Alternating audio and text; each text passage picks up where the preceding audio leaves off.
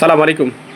আমাদের গুড় জাল দেওয়ার পালা শেষ। যে প্রথম যে কড়াইতে রস দেওয়া হয়েছিল, সে কড়া থেকে দীর্ঘ সময় জাল দেওয়ার পরে গুড় তৈরি হয়ে গেছে। এখন সেই কড়া থেকে সুন্দর করে আমরা ছন্নির মাধ্যমে ওটা চেঁচে চেঁচে ছোট্ট একটা কড়াইতে নেওয়া হচ্ছে।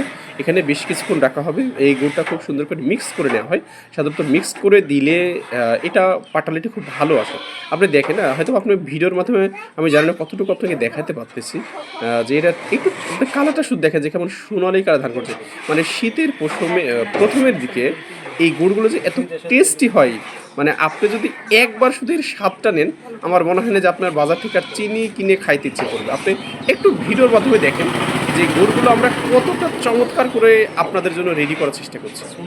দর্শক, আমি আপনাকে বলবো, যারা চান যে শীতের প্রথমে এত চমকের একটি গুড় আপনার বাসায় পৌঁছে যাক, জাস্ট আমাদের হোয়াটসঅ্যাপ নম্বরে আমাদের সাথে একটু কমিউনিকেশন করবেন।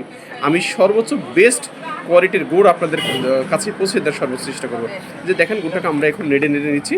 খুব অল্প সময়ের মধ্যে হয়তো এটাকে আবার পাটালির যে ফর্মা আছে ওখানে আমরা হয়তো ঢেলে দেবো। আমরা এটা একটু গুলিয়ে গুলিয়ে নিচ্ছি। একটু দেখেন যে এটা কত, মানে আমারই মানে অন্যরকম একটা লোভ হচ্ছে। মানে আমি হয়তো বা মানে বোঝাইতে পারছি না আপনাকে যে এটা কতটা টেস্টি, কতটা আকর্ষণীয়, অন্যরকম একটা স্বাদের যে ঘ্রাণটা, উফ।